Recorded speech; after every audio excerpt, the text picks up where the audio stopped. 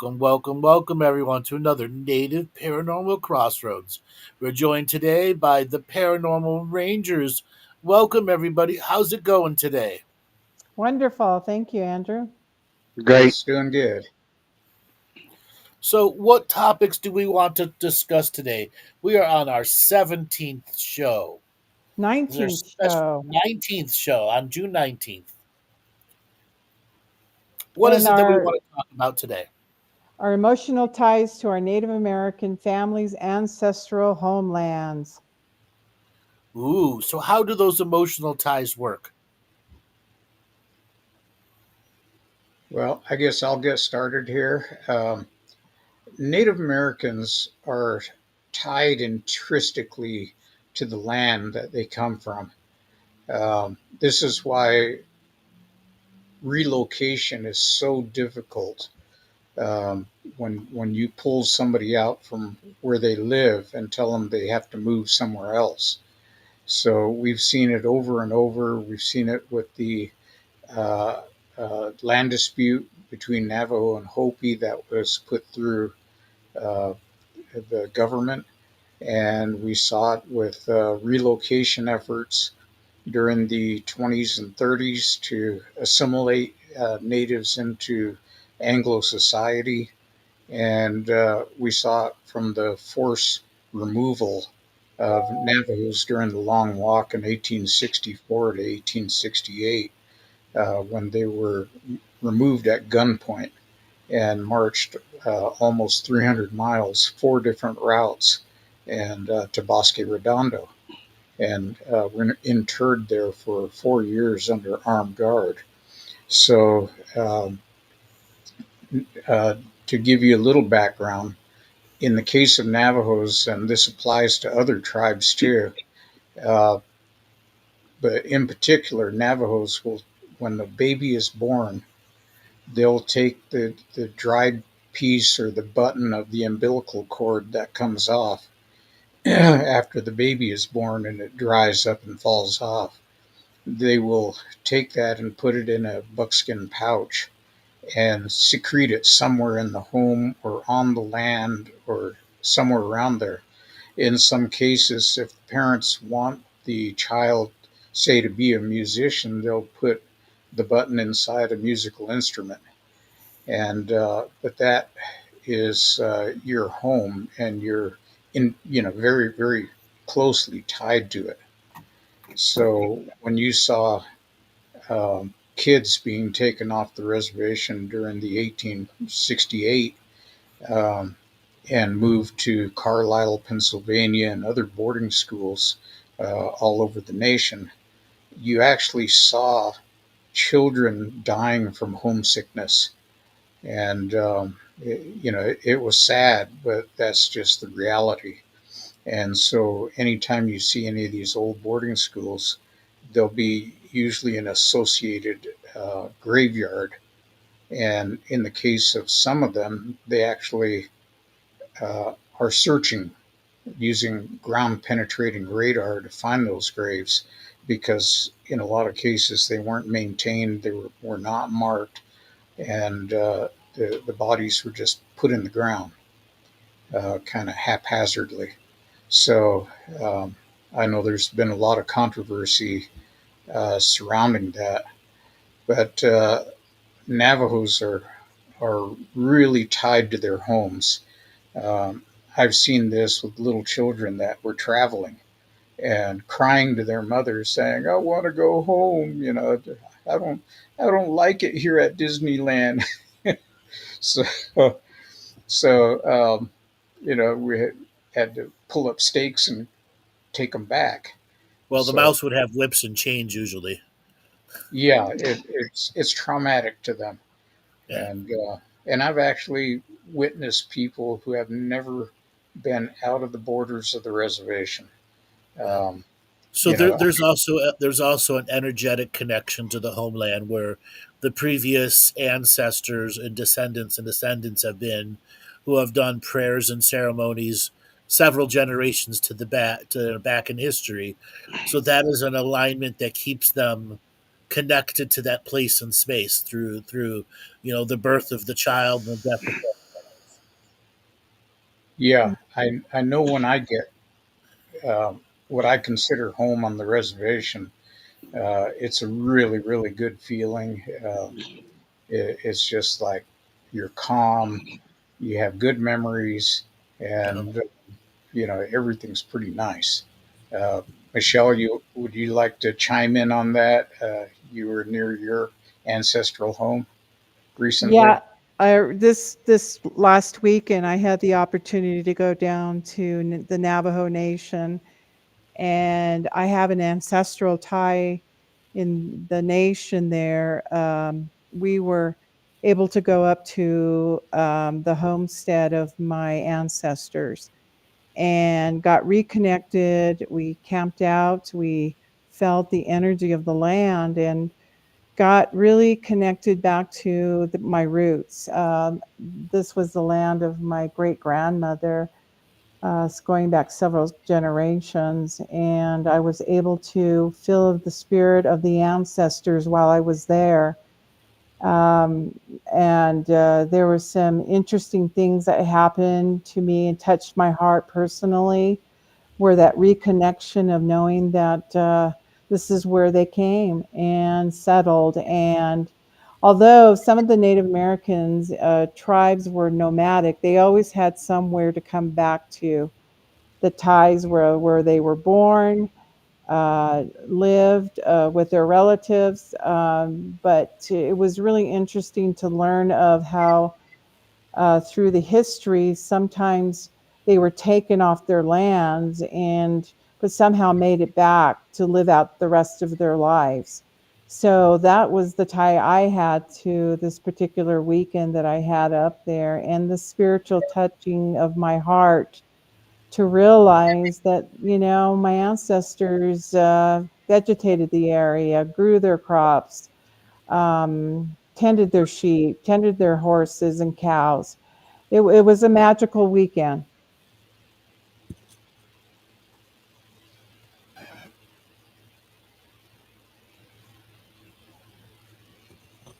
Stan, what is your connection? Well, Stan, It was a magical weekend.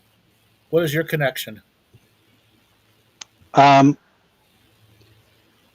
so I think that just like John said, the importance of really who we are and where we come from is rooted, you know, um, and very important to the culture and to indigenous peoples as a whole.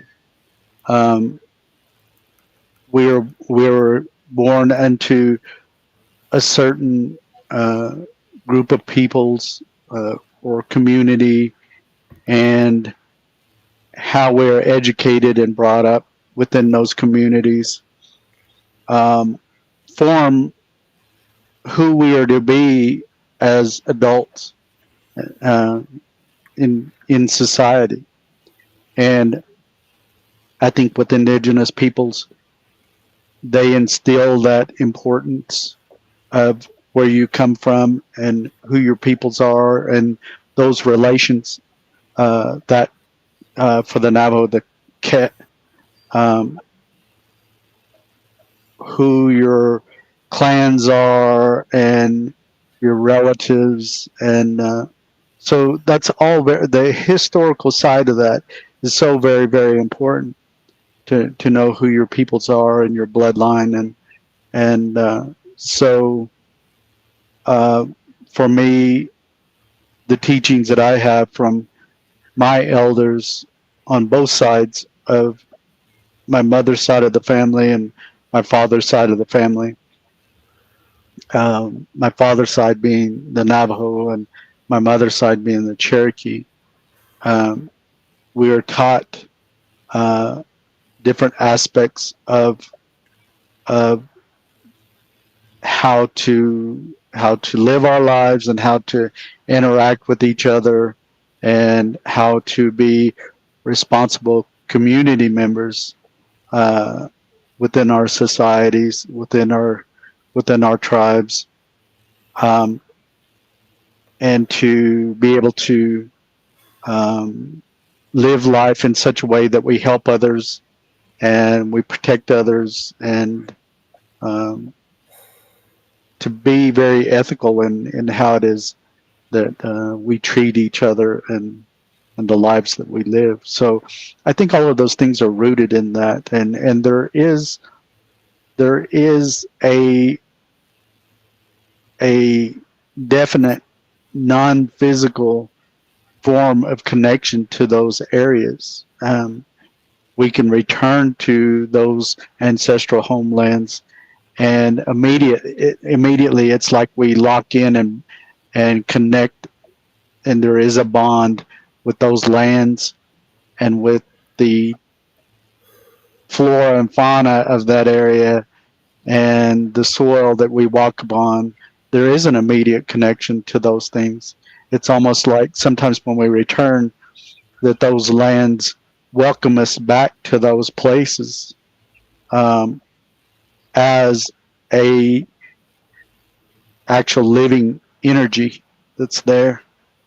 So sometimes we receive protection, sometimes we receive messages, and we hear voices connecting with us from the past, and even through the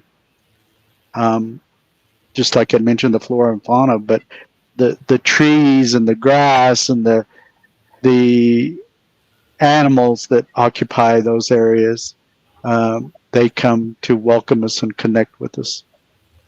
So let me break down. You have some number of really interesting subject matters there. That land, you can have a mystical connection, we'll call that. A way for you to connect to the flora and fauna and feel comforted. A way to devise a way to get yourself into the dreaming of that area. And you have regular capacity to connect with the ancestors of of the lands. Is it something that you have to practice, or is it something that is innate inside you? I think it's a little of both. Um, I think we are all gifted in certain ways to be able to communicate with those of the past. But I think to be really good, me and John were federal firearms instructors, and yeah, you can in a way be gifted to be able to uh, handle a firearm proficiently and to be effective with it. But to be really good, I think you have to practice. There's people in our past history, people like Annie Oakley, of her fame. She was very talented and gifted to be able to shoot a firearm, but to be really, really good at that, you do have to practice. Basketball players, there's people that can be very gifted at sports and basketball and football and these kind of things. But to be really good at this, it does take practice at anything to be good at. Using Uh, using the gun terminology, if you're not putting between 700 and 1,000 rounds a month in, you're not going to stay well practiced at that sharpshooter level. What I was right, referring to is this natural connection, right. the ability to dream in the space. So when you guys were torn away from the lands, was there a trauma there, an epigenetic trauma, making it more difficult to connect again? I think there's definitely a trauma that occurs there when anyone is forced from their homelands or their tribal lands, ancestral lands. Um, but again, we're all unique and individual. Some that trauma may be less than others, and other people are able to handle those things differently and uh, with without less of a negative effect. Jonathan and I, over our career, at times we had to be face to face with death when, let's say, vehicle accidents, and you see the loss of life. Sometimes that can be very visceral and grisly as far as the blood and the what happens to the human body and during those accidents. But some people can handle visually working with and handling the trauma and mitigating it in a positive way, without carrying that baggage, with them. And I think John and I, we were gifted to be able to do that and not let it adversely affect us, as human beings. But I'll let those guys speak on some of that too. Well, Andrew, you asked a really great question about the epigenetic issue of what do we hand down this ancestral trauma through our genetic means of us as the generations go on. The answer is yes to that because we were given a set of protocols when we were taken off our lands and integrated into a non-native setting. So we were living two cultures. And when you live a one cultured sort of environment, and then you're putting into a new environment, the trauma becomes very apparent. So when you decide to go back and relive the way that you were, adaptation has to occur. And I've heard throughout our history that we are good at adaptation because part of the reason why we were removed from our lands is, first of all, is to annihilate the species, to annihilate the culture, the language, get rid of everything, any trace of the Native American culture. But we've lived, and yeah, there are tribes that have died off, and thousands of tribes have died off, but we're here today. We're still here. And so down the line, with the epigenetic markers that we carry, we need to learn how to heal through adaptation. And when we go back and reconnect, like I did this weekend, there is a renewal of spirit that occurs in that, and a healing that does take place even when you reconnect back to your homeland. And so for us, those of us who were there, felt that sense of connection. And so I think that's what we're talking into as part of the healing aspect. I think one of the things you need to understand is that with Native peoples, there isn't, in general, there isn't a view of ownership of the land. Mm-mm. Um, that's a Western concept. With Native peoples, when we're born, if anything, we are we are born to those lands. So, in effect, being born on a reservation to a certain tribe, we become being birthed into those lands. We become stewards of those lands, and or guardians or protectors of those lands. So there's a different viewpoint when it comes to those lands.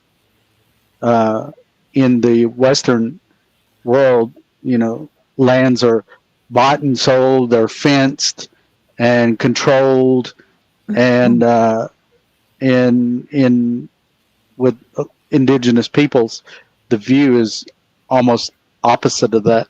Yet you are stewards of the land, not owners of the land. Right. Right. Yeah, a, Caretakers and stewards.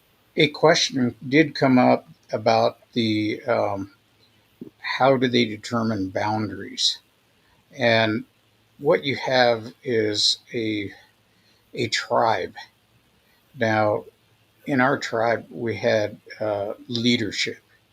So you have Chief Manuelito, you had Ganado Mucho, you had a lot of different people, and the government just assigned their name, the name chief to all of them, um, even when they weren't actually chiefs.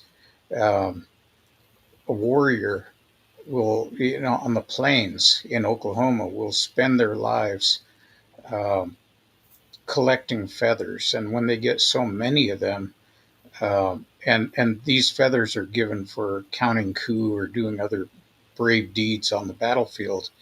They're Uh, earned. they're earned, Each feather is earned. and you get enough of them, you put it together in a war bonnet.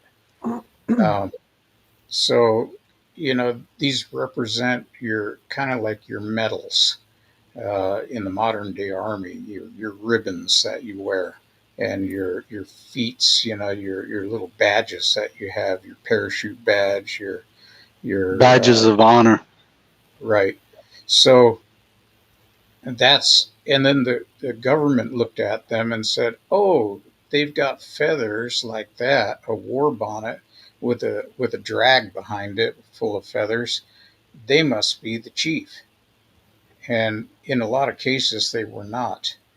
Um, we had medicine men, we had religious, basically your religious leader, and they were designated as chiefs or spokesmen for the tribe.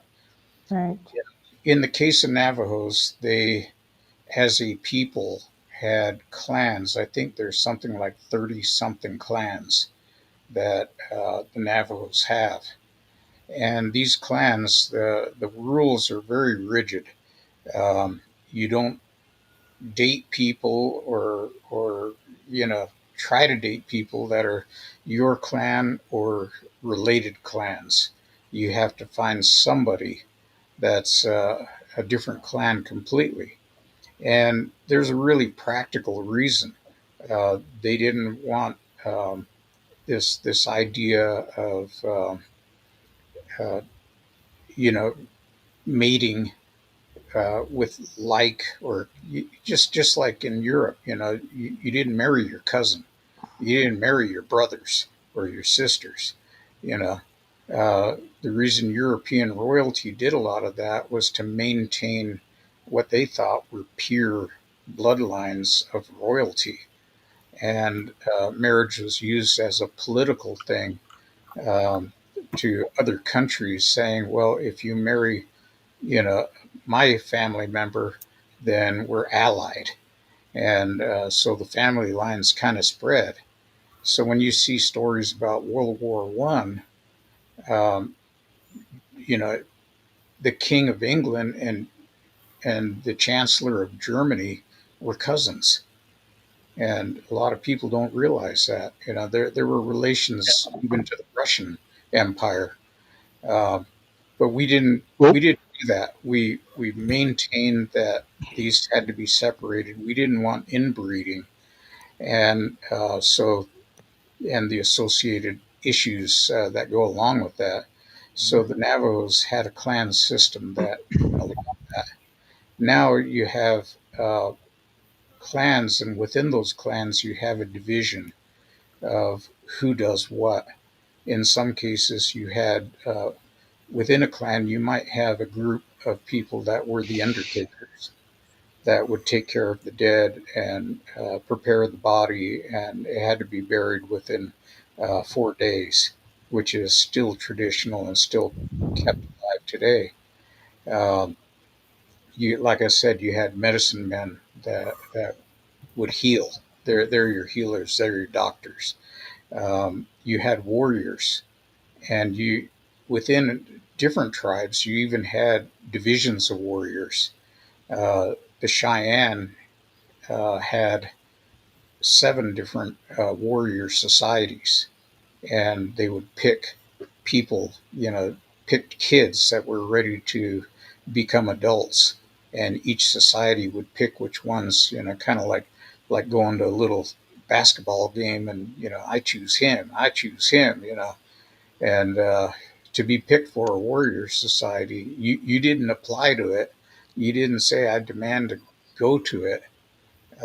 And your warriors were basically your soldiers and your police. So they and the kept, same thing applies to those many times with those individuals that become medicine people. They were selected at a very very young age, and they were brought up through more or less like an apprenticeship where they learn the traditional practices and healing methods, and also the connectivity to spirituality, and that shaman type of connection. yeah. So there were a lot of rules. Of course, water being scarce like it is, um, if you were in an area where water was present, you were considered wealthy. Um, if you had livestock and you kept them, That was wealth, and then the men started weaving, and I like to say that us men got lazy one day and the women took over, and but in the start, Spider Woman taught the men how to weave. And then later on, the women took over and actually made it into a really fine art. And the trading posts that were on the reservation to trade with the Navajos, they came in and said, well, we want more complicated designs. And, so they started encouraging the women to be more detailed and there are so many rug patterns out there, but just a finite number that are known by region. And and then they also made what is now called chief's blankets. These were really big, thin rugs that you could wrap around yourself and wear, and they were known for that. Some of the rugs today command huge prices. Even a brand new one made by a good weaver cost you about $5,000. So um, there's a lot within the society that happens, and these boundaries were mainly amongst clans, and then from there through intermarriage. Um, the rule was that if you were a woman and the man married you in a traditional ceremony, he's supposed to move in. The woman controlled the property. She Hmm. controlled the land, the land around there, everything, all the things that they earned. And what I find interesting is if the woman decided maybe the man's doing something wrong or being abusive or something, she would just put his saddle outside the door. And that was his sign that, this is the divorce. It's final. Leave. Otherwise, I'll get the warrior society to come after you and police you up. So uh, it was a whole full blown society that and the Plains tribes were very, very similar. They had, instead of clans, they had what you call bands of natives.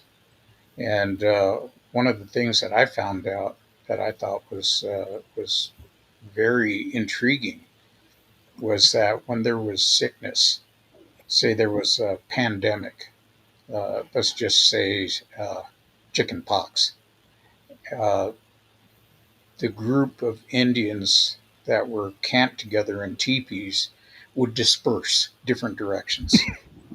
And they would literally stay away until the illnesses were over and then come back together again. So those bands were all independent, just like the clans were. And one person couldn't speak for everybody. That's a fabulous explanation of how the clans and tribes and all work together. Now let's getting back to the paranormal connective side. The modern culture now, how does it connect to those concepts that you just talked about? Well, Well, I I think think with most tribes, go ahead, Michelle. no, no, no, no, no. Go ahead, Stan. I think with most tribes, there is that recognition that we all have that spirit within us, and that when our body is returned to Mother Earth, that spirit, it goes somewhere.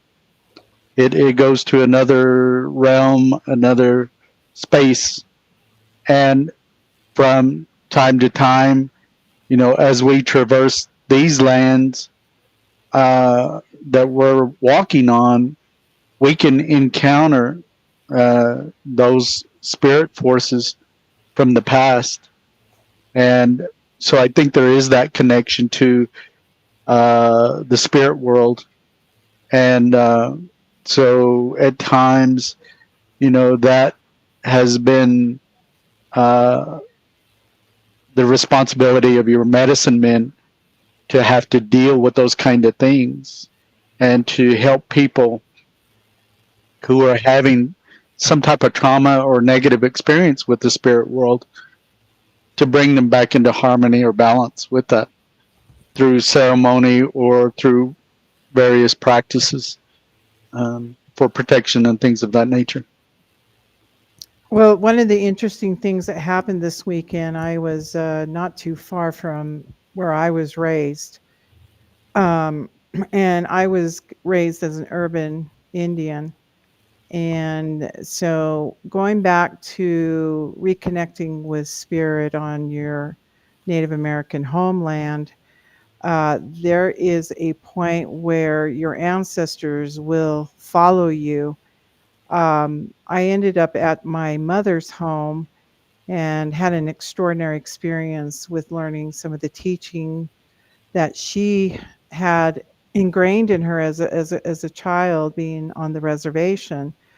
What was really interesting about it, from a paranormal stance, I was in the kitchen getting myself a glass of water and going to be settling in for the evening.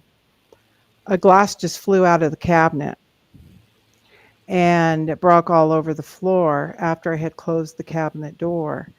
And I thought to myself, this is very interesting. And then my stepfather came in and helped me clean it up. And he had since then told me some interesting things about the area that they were living in, that nearby they had Anasazi dwellings in the community at one time, and that, the Anasazi influence was there. And so Navajos believe that we are connected, although it is a Pueblo connection to their um, genetic ancestry. But things go on in that community that consistently reminds them that these paranormal spirits are still dwelling there. And he told me accounts as we sat down after we had cleaned up the mess, and spoke about some of the things that he has been experiencing in the home.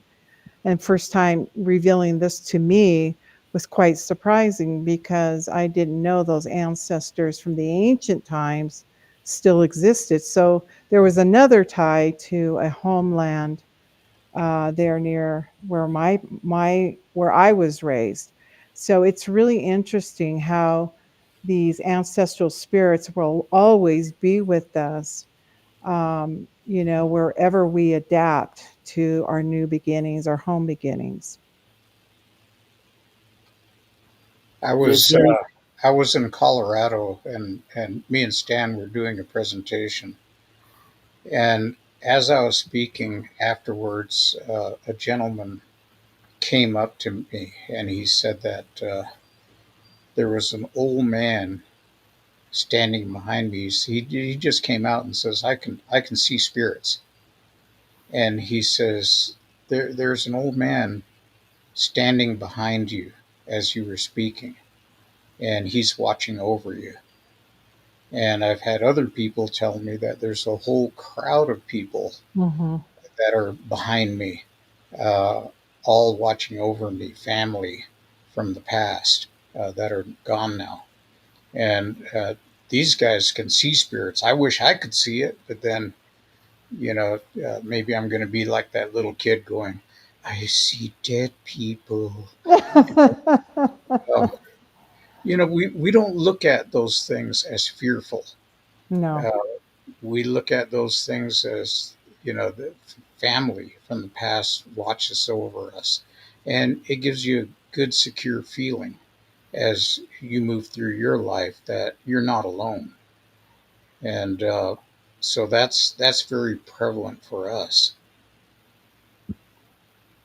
Yeah, it's, Andrew and gang, I have learned some lessons this weekend where in experiencing, I did have some paranormal events happened, which will be shared at a later time. But for me, it was coming home to feeling the ancestors' love and spirit, and knowing that they're communing around us, but also revealing their presence. And So one thing is, it could be other, not just your family, it could be other ancestral cultures that have lived before who are trying to tell us that they're there.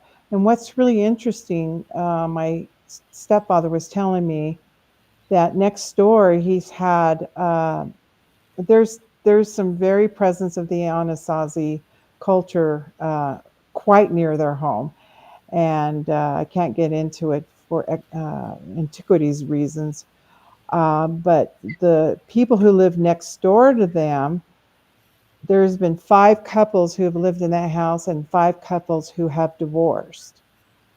And he says he has tried to talk to them. It says, maybe we need to do some kind of ceremonial clearing. And each time his neighbors have said, I don't understand or don't want to understand.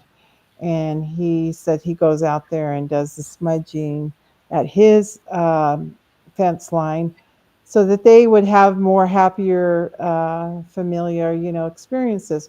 But every single person who has lived next door has gone through that process. And so I think it's the intent of, I don't know what, if there was a curse on that piece of property, or they're trying to reach out to even to that community. So I It found can that also, very, yeah, it I can found also that. be also could be the ancestors of the land just don't like who's there.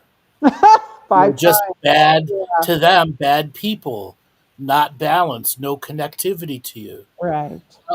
I have two different expressions of ancestral connections.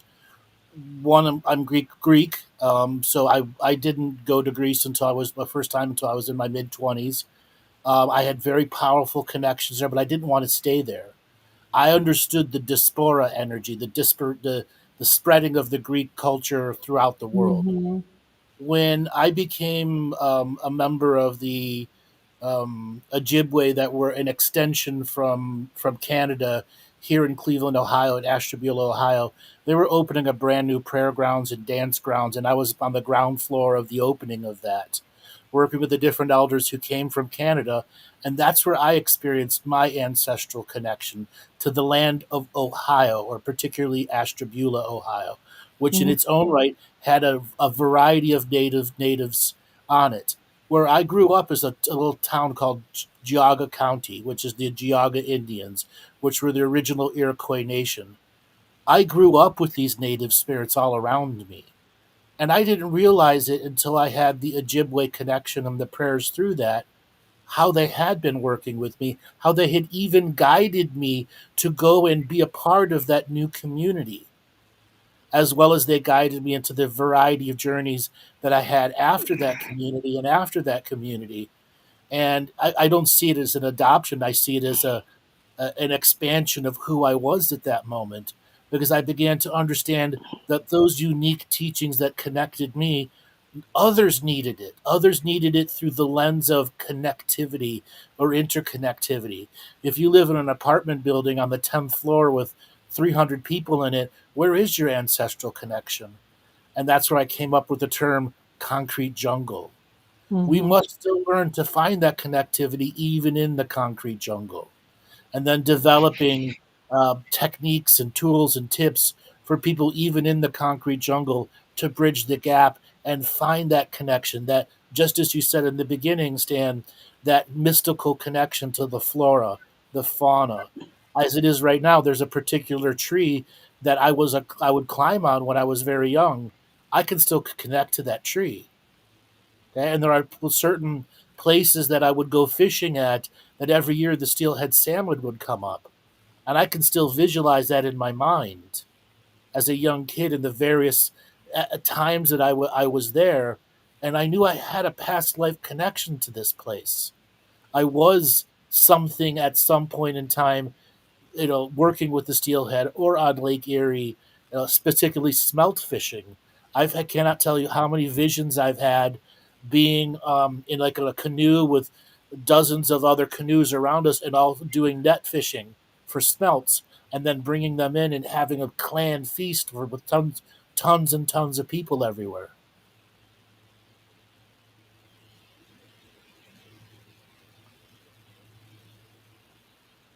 Well, I like this comment that just came up.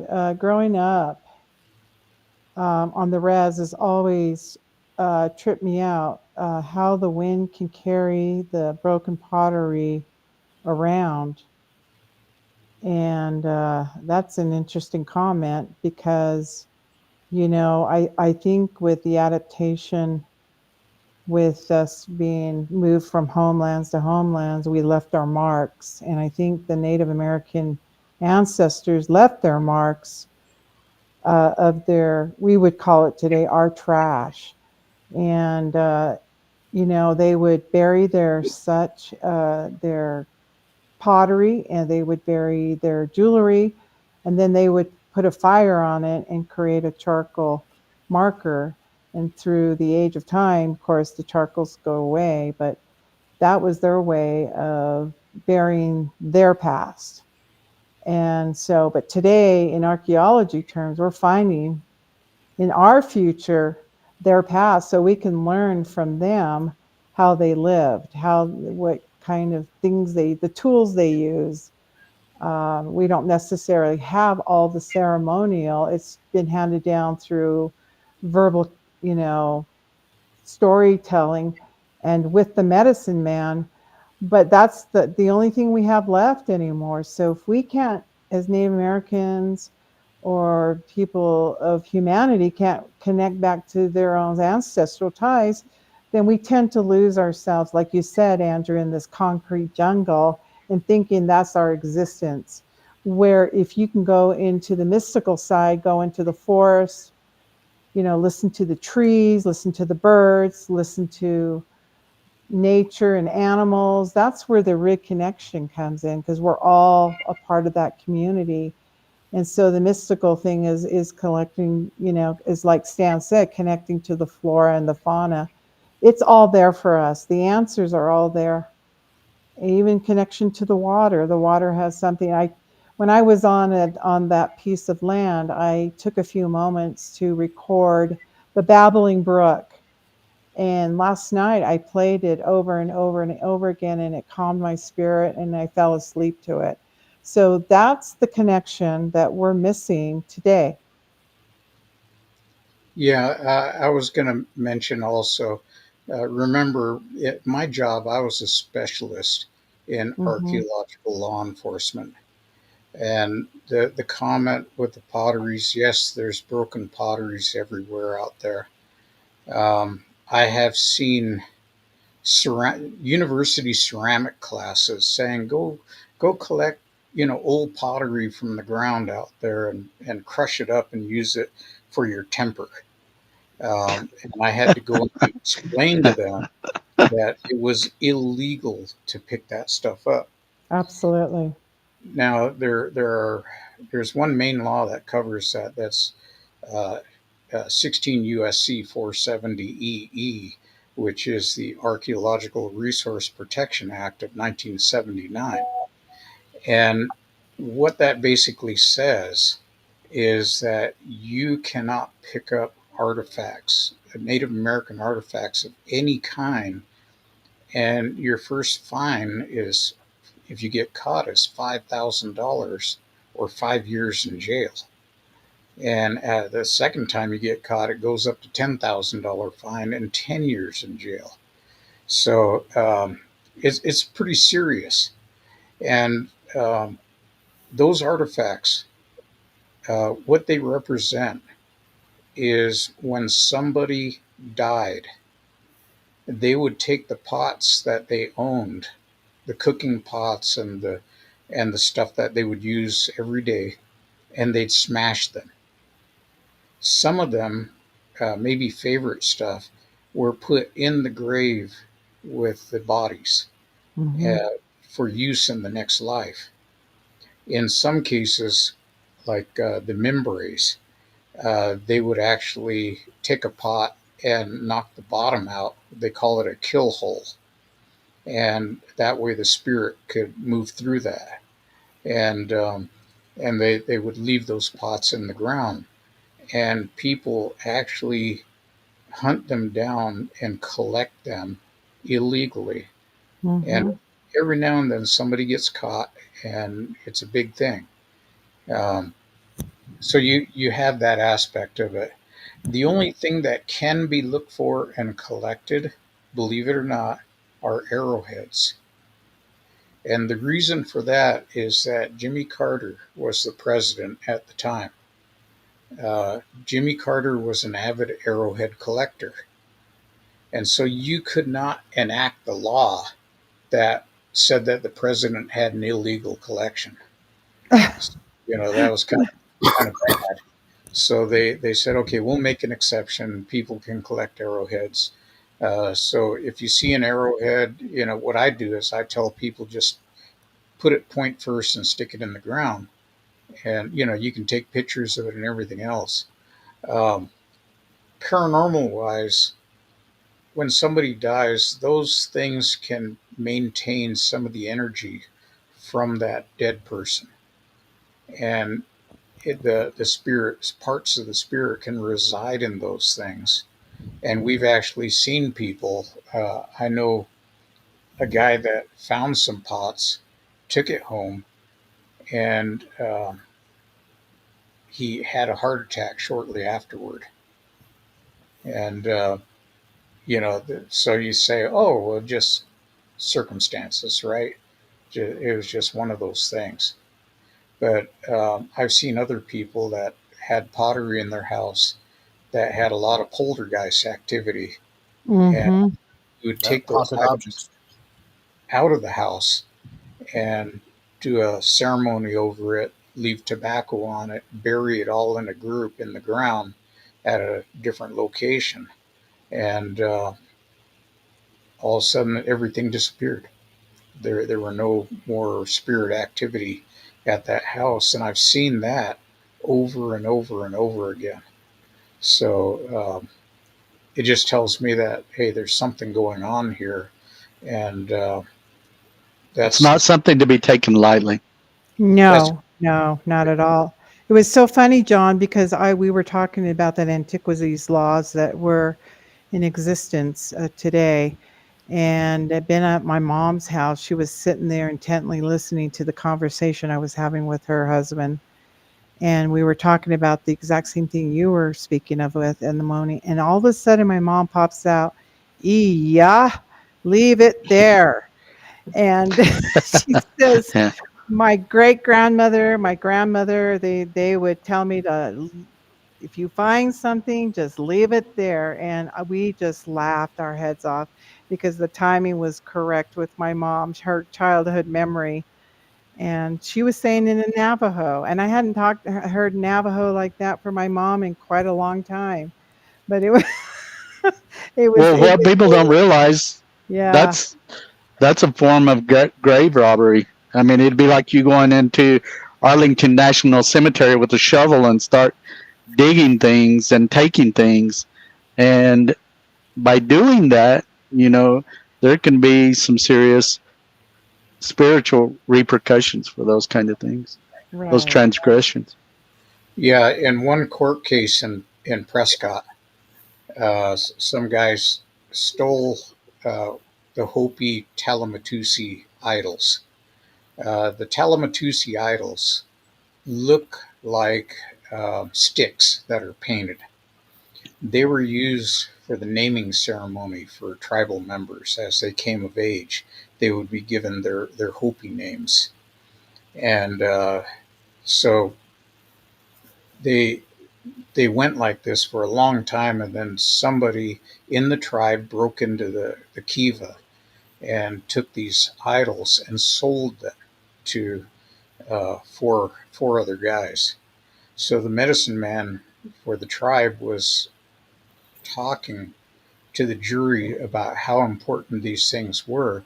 They could not do the naming ceremony anymore. And I think until they renewed those for about 12 or 14 years, they nobody was able to get a Hopi name. Well, what happened is as the medicine man was talking, one of the guys sitting in one of the defendants actually broke out in hives all over his body, And so everybody was, wow, that was interesting. And then another one had a heart attack shortly after. The third one got hit by a vehicle and killed. So, and the medicine man is just calmly saying, the spirits are going to take their revenge on these guys.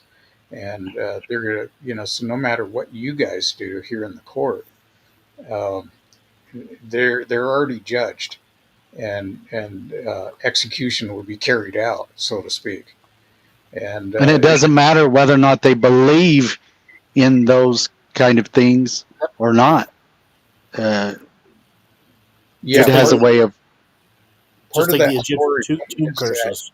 just before the feds were going to raid their house and retrieve those with a search warrant, they threw them in a fireplace and burnt them. So they were destroyed at that point. So the Hopis did have a ceremony to renew them, and I was fortunate early on in my career to be involved in that case from the start.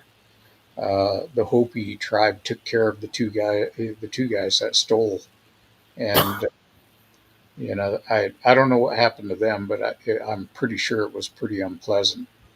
So we've seen stuff like that happen here, with people that deal with this stuff, with people that take things. And so my advice is, you can pick it up, but it's what we technically call a leverite. Lever right there.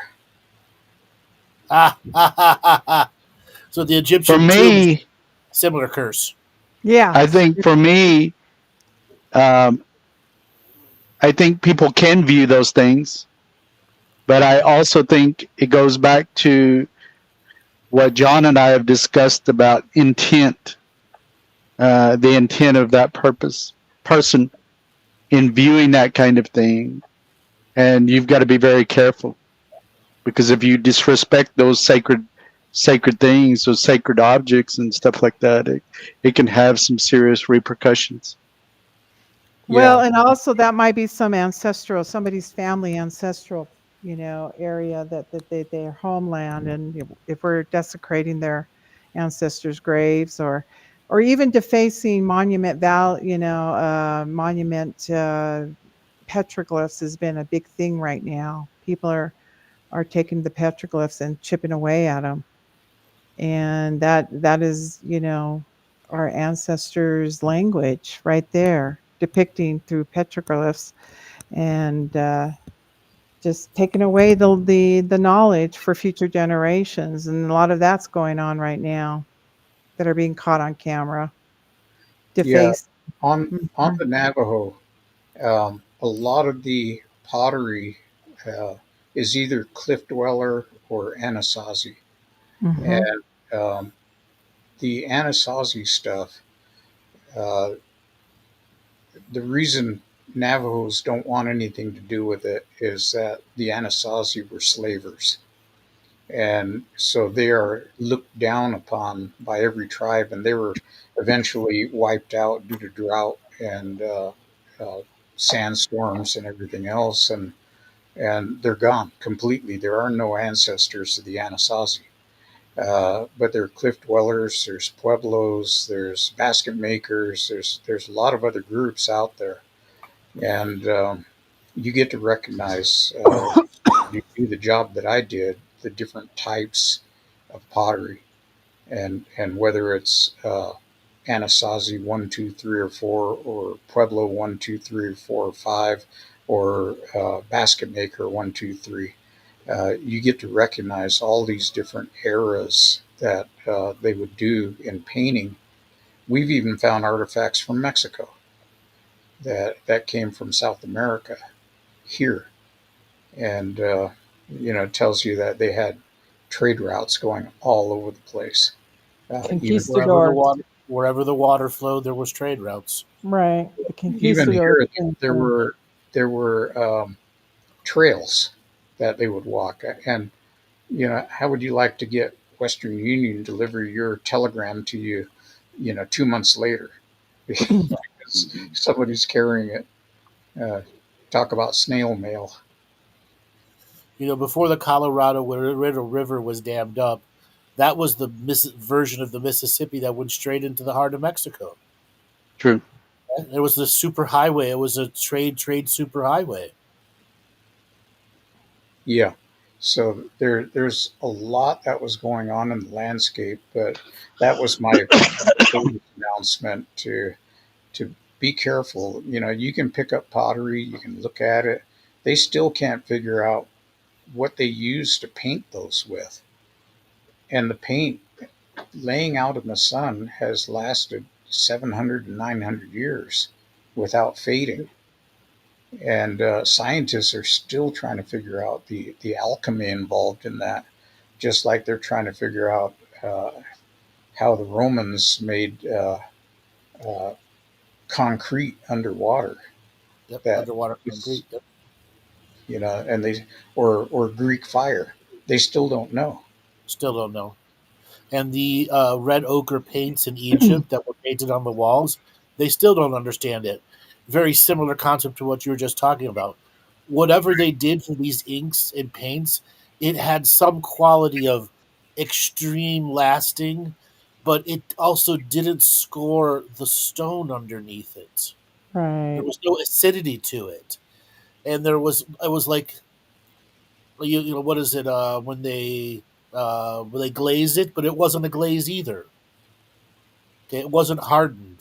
It was a resin in a sense.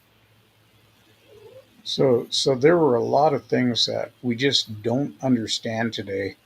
And as somebody commented, they had sign language. Believe it or not, all across the United States, it was a universal language to communicate with other tribes that didn't speak your language. And of course, everybody in the world knows, the old, put your hand up here and Stop. meaning Hello. that's Mhm. good. Um, but you put your hand over your heart and bring your arm out. I don't know if everybody could see that, but you see it in all the movies. And but there was a whole vocabulary, a whole list, a dictionary of words that you could use with sign language, and you could go to some other tribe completely and still be understood and understand them. So it wasn't that all these tribes were separate. And yeah, some of them warred with each other, some allied with each other, some were closely related to each other. So, but it was a different world back then. They had their own dialects. Is that what we're hearing, Jonathan? That they may have been a universal language amongst the Well, when nation? you when you say dialects, you're talking about verbal language. So um, a Navajo can have an Eastern dialect or a Western dialect. They can say do da, meaning no, or they can say daga, meaning no. So that's dialect. But what they had was a universal sign language, just like deaf people use today, that was universally understood all across the United States. And so you didn't have to necessarily speak somebody else's language, although a lot of tribes were bilingual. My great grandmother, uh, Right. she spoke 6 or 7 different languages that were native, including English. And so, it was just normal. Um, but you had that universal sign language to fall back on if they didn't speak any of those. Well, guys, we are at the end of the show. This has been an absolutely fabulous, just chocked full of information. Any last words you guys like to have right now? Well, I always like to say thank you to those people that made some comments. Some of those comments are very relevant to what it is we're talking about and stuff. So thank you for that. Thank you for everybody behind the scenes that makes the show possible. Thank you, Michelle and Andrew and Dale and Laura. And we would like to thank our membership. Just to kind of put everybody on notice, we are coming up with a member show. And from what I understand, that is going to be pretty interesting, and we're going to open it up for direct questions and answers uh, from the members. So if you're not a member, send in your box tops and become a member. Thank you, Jonathan, for the pitch. I want to thank the Rangers and Andrew and myself for sharing and being open to the truth and the stories that we've experienced through our connections to the Native American culture, the paranormal culture, and we hope to bring you better content in the future. Have a great You day. guys have you guys have amazing content. 17 shows in, 19 shows in. We've 19. got 19 shows in. We are doing amazing. I look forward to doing absolutely every show with you guys. You are fun. Thanks a lot so much. We'll be back next Wednesday for another show. All right, everyone, please hit that like and subscribe button.